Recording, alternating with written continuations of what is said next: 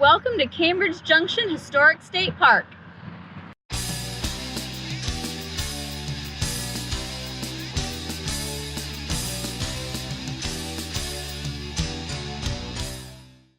Cambridge Junction State Park is really just a small collection of historic buildings.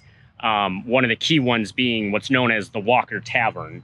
And it hasn't really been owned by as many people as you might think, considering how long it's been here. Right, I believe there's been 4 owners total, since going back to the early 1800s. So it was originally built by a gentleman, and then it was sold to Lucy and Sylvester Walker in 1834. And they ran it as a local stop for stagecoach and visitors from 1834 to 1855. And it was a pretty popular place from what we can tell based on the pictures and historical records. Yeah, there was a railroad line that was built south of here to go between Chicago and Detroit, and that pulled people away from Cambridge Junction, actually. But the tavern and other places here remained popular as a stagecoach stop. And then years later, when stagecoaches got replaced by automobiles and there was roads that were built to go through here, then people continued to kind of visit this area a little bit.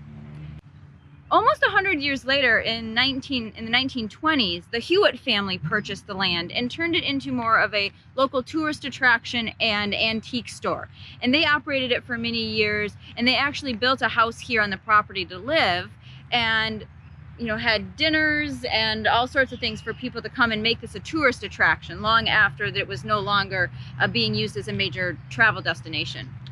Yeah, and the Hewitt house is still here, which has also been restored and is cool. The family originally moved in there in 1929, and the eldest Hewitt, the father of the family, actually had a lot of forethought because he was thinking about, he got into antique collecting and antique sales and then turned this into a bit of a tourist stop back in the 1920s. And he has kind of an interesting history too, because apparently he became friends after he moved from this area. He ended up in Dearborn, became friends with Henry Ford. We keep finding Ford connections everywhere. Yeah, and they had a shared love of antiques, and they would actually go antiquing together and find things and resell them, that kind of stuff. Mr. Hewitt then ended up continuing to collect antiques through the years and was able to add to the collection at the Henry Ford Museum in Dearborn.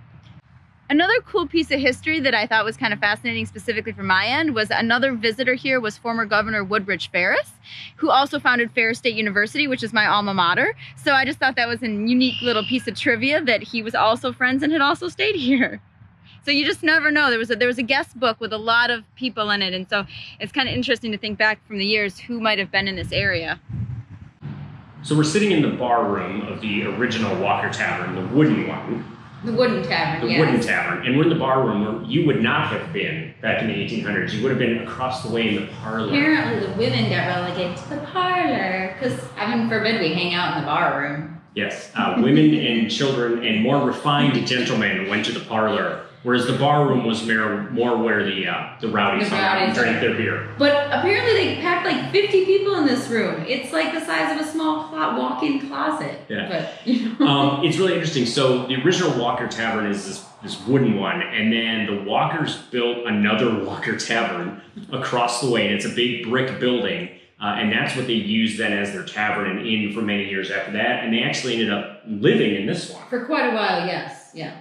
Yeah. What was interesting, though, originally, before they built the brick one, if you wanted to have a meal or room and board here, it was 25 cents for your meal and 25 cents for a night's stay. But it got really popular and overcrowded, which is why they ended up building the more modern brick tavern across the street.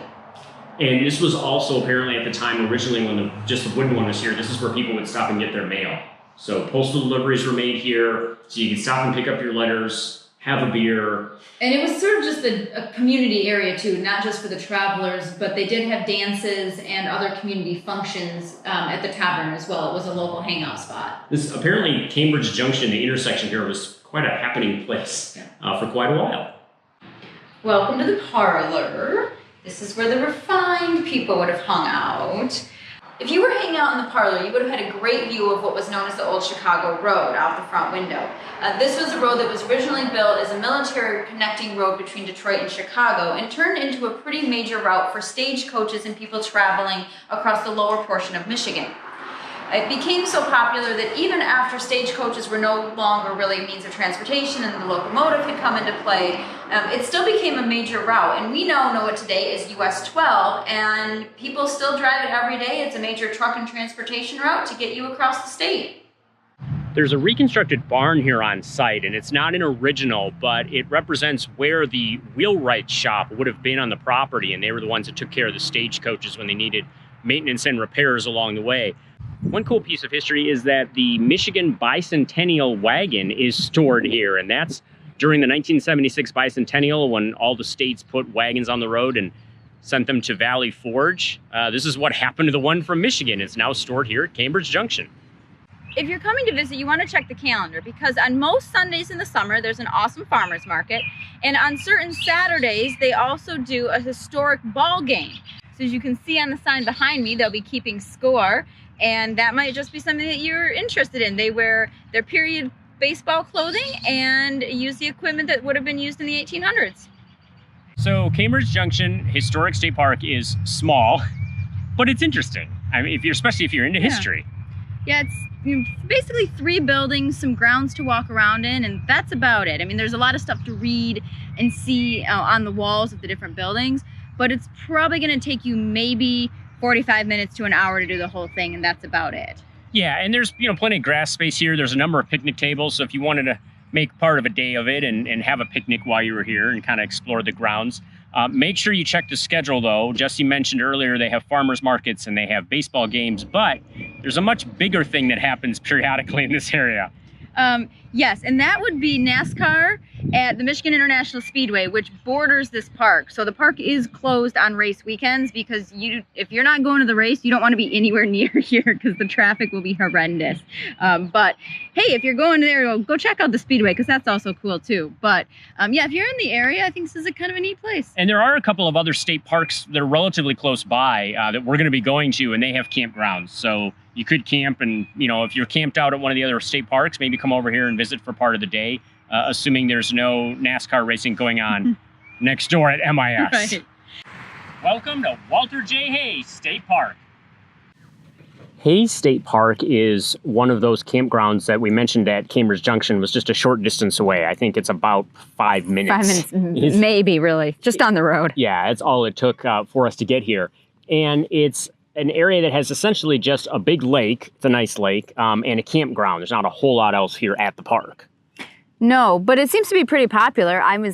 As you can see, there's actually people here today. I think this is the first state park we've been to in a while that actually had people, so I'm excited to show you that, yes, people do go to the parks, but it helps that it's actually 75 degrees today, so shorts and tank top and beach weather. Yeah, you were actually able to get into the water today. And yeah, it was warm. You said it wasn't too bad.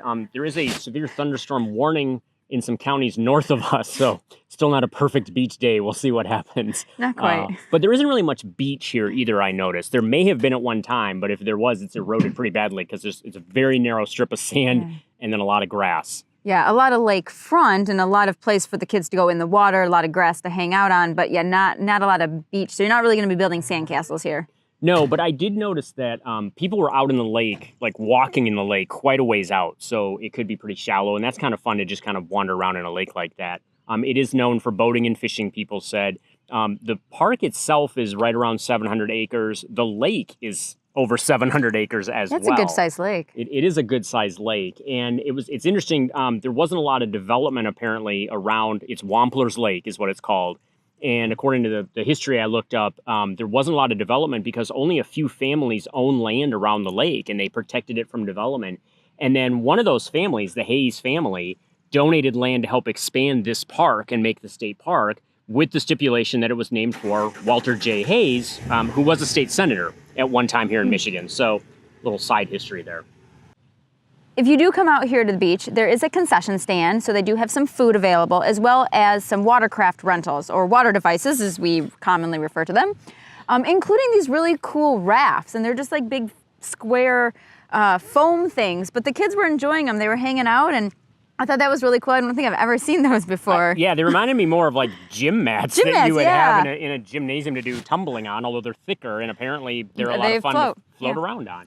But they have different kind of little boats. They have paddle boats and kayaks, I think. And stuff. And so they had them stacked up here, and it was just fun to see people out. As we've said in previous videos, Michigan state parks are really popular. We've just been alone at them because of the crazy weather we've had. The weather has been awful, man. This winter and spring, but now people are starting to come out and they're enjoying the parks.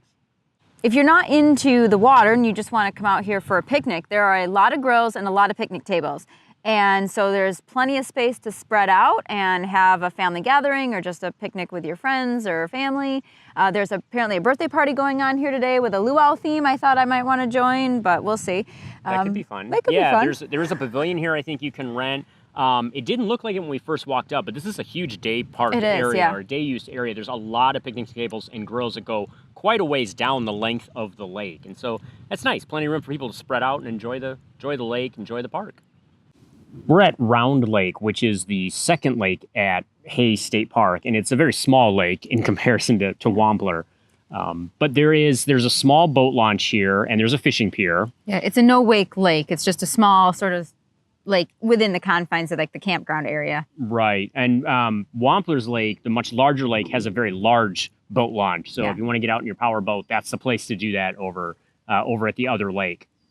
They also have a 175 site campground here, and it seems to be, for the most part, pretty wooded. There's a little bit of a few spaces that are more of an open area, but for the most part, we discovered that they are mostly tucked up into the woods, still pretty close to each other, but you do feel like you have a little bit of privacy, I think. That's at least my impression of it. Yeah, you're kind of tucked into the trees in a lot of them, especially on the outside of the loops. There's not a lot of privacy in between each one, but it still felt pretty good. It's definitely like a state park. Yeah, it's definitely a park, though. When you go to make a reservation, make sure you open up the pictures of the sites and look at them, because some are much more open, some are tucked into the woods. Mm-hmm. We are in the Irish Hills area of Michigan, so there's elevation changes. Yeah, and we went up one of the loops that you were going up a pretty steep incline to even get to the loop of the campsites, and then have to go down again. So just be aware that you're gonna have to take your trailer or towed vehicle up and down a couple hills to get to the loop that you're in. Depending on if that's where you're going to go. And I noticed on the one where you're uphill a little bit, some of those sites were pretty small too, or even the larger sites might be a little bit of a tight turn if you're trying to back a trailer in. So it's just one of those things where check out the size of the site, and they have pictures of the sites when you go to the reservation website to make a reservation for your campsite. It's definitely a park where I would take advantage of that. That was pretty much about it. So it's mostly either the campground, the small no-wake lake, or the big day use area. That's kind of what there is to do here. Yeah, and it's in the Irish Hills area, which is a pretty area to see. Michigan International Speedway is right down the road. Cambridge Junction is right down the road. So it might be a good place to kind of hang out for the weekend and have a few different things to do, plus the lake, and just kind of relaxing at your campsite. Sometimes it's fun just to sit. Right, yeah. I do like just to sit sometimes. So if you're in the area, I think this is a good weekend state park. Welcome to Watkins Lake State Park and County Preserve. This park is unique because it is the 103rd state park that was designated by the state of Michigan in 2015. In addition to being the newest state park in Michigan, Watkins Lake is also special because it is the first time the state has partnered with a county in order to have a joint park. So the state of Michigan, Department of Natural Resources, and Washtenaw County are working together to jointly manage this park. And they will be working together as it gets built up and working together to maintain it. So Watkins Lake State Park is a joint venture between the state of Michigan and Washtenaw County. The park is bordered right on the border of Jackson County and Washtenaw County. So the portion of the land that is in Jackson County is owned by the state of Michigan and operated as the state park, whereas once it crosses the border into Washtenaw County, it's operated by the county and is more considered the county preserve. Right now there's very little here. It's mostly just a trail through the woods, through some sort of farmland area, but they are working on redeveloping other portions of it. So in the future there should be quite a few trails in here, but right now it's just sort of a nice gentle stroll through the pasture land. Well, there's not a whole lot to actually do here. There is quite a bit to see, and I think that's what's really the best part about this. You go through a large lake at one point, so there's a lot of waterfowl, as well as birds, deer, bunnies. That's all the things we've actually seen so far today. So quite a lot of nature. I would suggest a pair of binoculars and an open eye. So with nothing much here except a 5-mile trail. Out and back. It's 5 miles out and back. You know, there may not be a lot to see yet, but it's only been a few years since they started this project. It's great to see that there's this much land still available. to be preserved. Yeah, I think that's really impressive because it's actually about little over 1,000 acres total that they've purchased. So nice to see it being preserved for future generations. Oh, Froggy. And there's frogs here, apparently. And it's also unique, as I said earlier, because it is the state and the county working together. So that's a great thing to see, too, to get the units of government working together to make sure that the land that was already connected is, now officially connected. And especially it's over 2 counties, so that's impressive too from a government perspective. That is, yeah. So that's good to see, and hopefully we'll see some more of that stuff. But it's something to consider, at least keep it on your radar. Maybe it's something you just come out and check out this trail at different times of the year. I'm sure you'd see different wildlife and things in different settings. Correct. At different times, especially the lake itself is, like I said, it's a wildfowl refuge. So they've got waterfowl? Yes. You've got Watkins Lake, which the road drives right between, and we noticed that the lake levels were up. And so there might be a couple times of the year where that road is going to be, I don't know, might be impassable. I'm not really sure. But there's definitely a lot of waterfowl out there, and it is a place where they breed. So I think they close it at certain times of the year so that the animals are protected. But I don't know if I'd go out of my way to come to this place, but if you're already in the area in the Irish Hills at either Hayes or Cambridge Junction, it's worth a stop. It's a nice walk.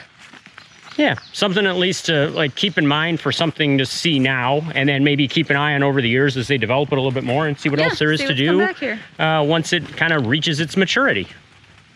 Keep on trekking. And we'll see you out there.